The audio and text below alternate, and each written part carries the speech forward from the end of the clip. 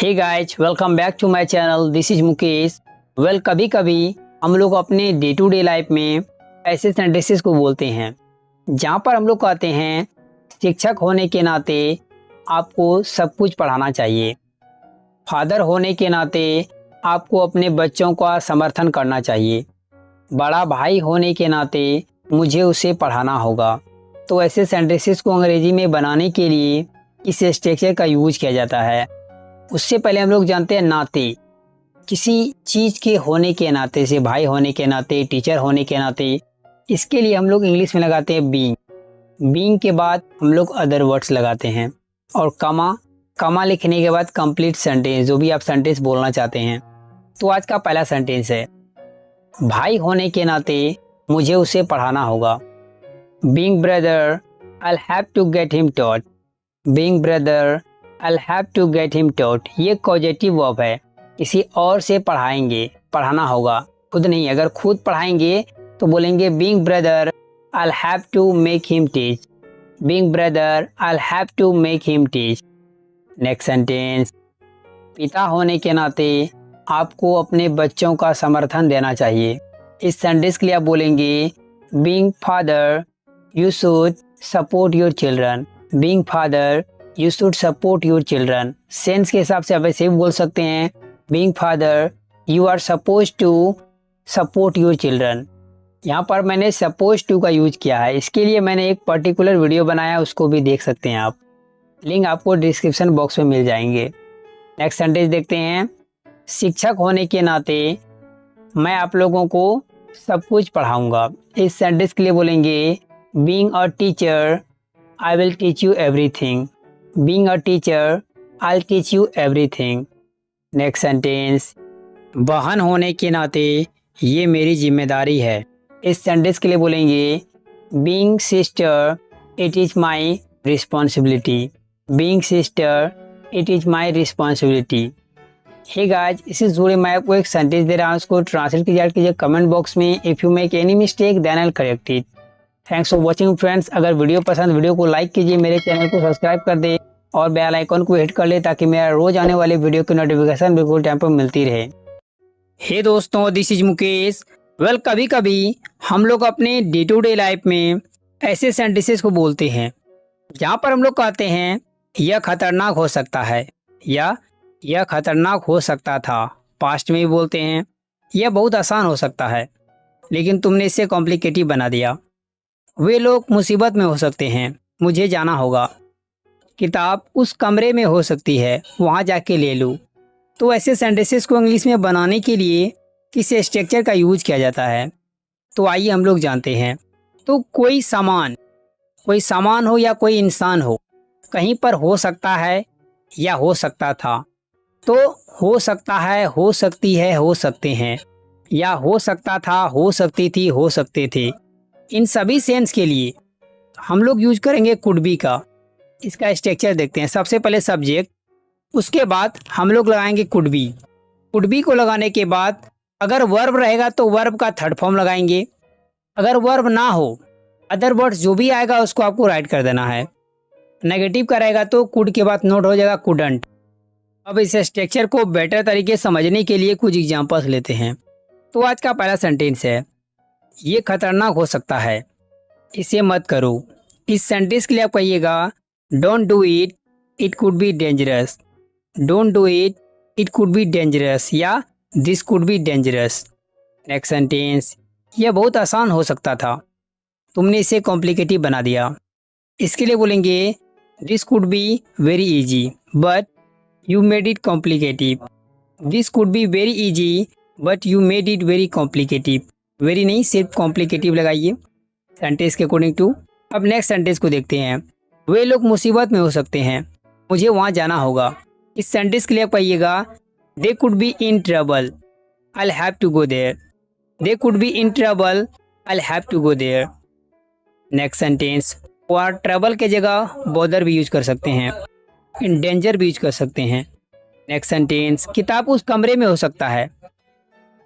इस सेंटेंस के लिए आप कहिएगा the book could be in that room. The book could be in that room. Next sentence, पापा अभी ऑफिस में हो सकते हैं। सेंटेंस के लिए बोलेंगे the father could be in the office right now. The father could be in the office right now, या dad could be in the office right now. सिर्फ नाउ भी लगा सकते हैं। हे गाइज, आई थिंक आपने इस structure को बेहतरीन तरीके से समझा। सो इसी से जुड़े मैं आपको एक सेंटेंस दे रहा हूँ, उसको ट्रांसलेट कीजिए, ऐड कीजिए कमेंट बॉक्स में। If you make any mistake then I will correct it. Hello everyone, welcome back to my another video. Well, आज के वीडियो में हम लोग सीखने वाले हैं कि इस तरीके के सेंटेंसेस को इंग्लिश में बनाने के लिए किस स्ट्रक्चर का यूज किया जाता है। मैं आपको कुछ सेंटेंसेस रीड करके सुनाता हूँ। लेट होने के वजह से सर ने मुझे डांटा। मोटा होने की वजह से उसने मुझे छोड़ दिया। तेज होने के कारण या तेज होने की वजह से मैं यहाँ आ पाया। बड़ा भाई होने की वजह से मुझे यह करना पड़ा। तो ऐसे सेंटेंसेस को इंग्लिश में बनाने के लिए किस स्ट्रक्चर का यूज किया जाता है। तो कोई चीज़ होने के वजह से या होने के कारण, इसके लिए हम लोग बीइंग का यूज करते हैं। सबसे पहले लगाएंगे स्ट्रक्चर में बीइंग। बीइंग के बाद हम लोग लगाएंगे कोई वर्ड्स, जैसे जो होने के कारण से, लेट होने के कारण से तो लेट, भाई होने के कारण से ब्रदर, मोटा होने के कारण से तो फैट, एडजेक्टिव या नाउन के साथ आ सकता है। उसके बाद आपको लगाना पड़ेगा कमा। कमा के बाद आपको कंप्लीट सेंटेंस लिख देना है, जो भी सेंटेंस आप बोलना चाहते हैं जिस भी टेंस में। तो सेंटेंसेस लेते हैं ताकि आपको बेटर तरीके से समझ में आ जाए। तो आज का पहला सेंटेंस है, लेट होने की वजह से सर ने मुझे डांटा, या लेट होने के कारण सर ने मुझे डांटा। इस सेंटेंस के लिए बोलेंगे being late sir scolded me. Being late sir scolded me, या I was scolded. Being late I was scolded by sir भी कर सकते हैं। नेक्स्ट सेंटेंस, मोटा होने की वजह से उसने मुझे छोड़ दिया। इस सेंटेंस के लिए बोलेंगे बीइंग फैट ही लेफ्ट मी। बीइंग फैट ही लेफ्ट मी। नेक्स्ट सेंटेंस, तेज होने के कारण मैं यहाँ आ पाया, या तेज होने की वजह से मैं यहाँ आ पाया। तो इस सेंटेंस के लिए कहेंगे बीइंग स्मार्ट या being intelligent I manage to come here. Being intelligent I manage to come here, यहाँ पर मैनेज्ड, ठीक है। नेक्स्ट सेंटेंस, बड़ा भाई होने की वजह से मुझे यह करना पड़ा। इस सेंटेंस के लिए बोलेंगे बीइंग बिग ब्रदर या being elder brother I had to do this. Being big brother I had to do this, या I had to do it. वह उतना मासूम नहीं है जितना दिखता है।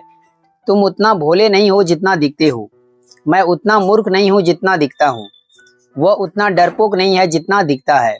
तो ऐसे सेंटेंसेस को इंग्लिश में बनाने के लिए किस स्ट्रक्चर का यूज किया जाता है। तो आइए हम लोग जानते हैं इसके स्ट्रक्चर को। स्ट्रक्चर में सबसे पहले लगाएंगे सब्जेक्ट। सब्जेक्ट को लगाने के बाद यदि सेंटेंस प्रेजेंट में बोल रहे हैं तो इज एम आएगा, पास्ट में बोलिएगा तो वॉज वर आएगा। उसके बाद हम लोग लाएंगे नॉट, और नोट को लगाने के बाद यहाँ पर आपको ध्यान देना पड़ेगा। यहाँ पर लगाना पड़ेगा एज, एडजेक्टिव एज, मीन्स यहाँ पर एडजेक्टिव को ही भरना है, जैसे कि मासूम, भोले, मूर्ख, डरपोक, तेज, ये सभी वर्ड आएगा इसका इंग्लिश एज और एज के बीच में। उसके बाद हम लोग फिर से सब्जेक्ट लगाएंगे, वही सब्जेक्ट फिर से आएगा, और आखिरी में लगाएंगे लुक या लुक्स। यदि आपका subject he she it singular noun हो तो लुक्स लगाना पड़ेगा, मतलब एस वाला। यदि subject I we you they plural हो, means I we you they plural, उसके साथ लुक वर्ड का यूज करेंगे। अब इसको बेटर तरीके से समझने के लिए कुछ एग्जांपल्स लेते हैं। तो आज का पहला सेंटेंस है, वो उतना मासूम नहीं है जितना दिखता है। तो इस सेंटेंस के लिए बोलेंगे he is not as innocent as he looks.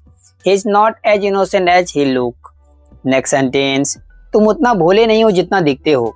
तो इस सेंटेंस के लिए बोलेंगे you are not as naive as you look. You are not as naive as you look. Next sentence, मैं उतना मूर्ख नहीं हूँ जितना दिखता हूँ। इस सेंटेंस के लिए बोलेंगे I am not as fool as I look. I am not as fool as I look. Fool की जगह फुलिश भी कर सकते हैं, पूरा वर्ड लिख सकते हैं। नेक्स्ट सेंटेंस है, वो उतना डरपोक नहीं है जितना दिखता है। इस सेंटेंस के लिए बोलेंगे he is not as timid as he looks. He is not as timid as he looks. यहाँ पर टिमिड वर्ड के जगह कॉवर्ड वर्ड का भी यूज कर सकते हैं। नेक्स्ट सेंटेंस, तुम उतना तेज नहीं हो जितना दिखते हो, मीन्स तुम उतना बुद्धिमान नहीं हो जितना दिखते हो। You are not as intelligent as you look. You are not as intelligent as you look. ये दोस्तों, इसी जुड़े मैं आपको एक सेंटेंस दे रहा हूँ, उसको ट्रांसलेट कीजिए कमेंट बॉक्स में। If you make any mistake then I will correct it. Guys, आपको वीडियो कैसी लगी, अच्छी लगी तो लाइक कर दीजिए, मेरे चैनल को सब्सक्राइब कर ले और बेल आइकन को भी हिट कर ले, ताकि मेरा रोज आने वाले वीडियो की नोटिफिकेशन बिल्कुल टाइम पे मिलती रहे। Thank you for watching my video.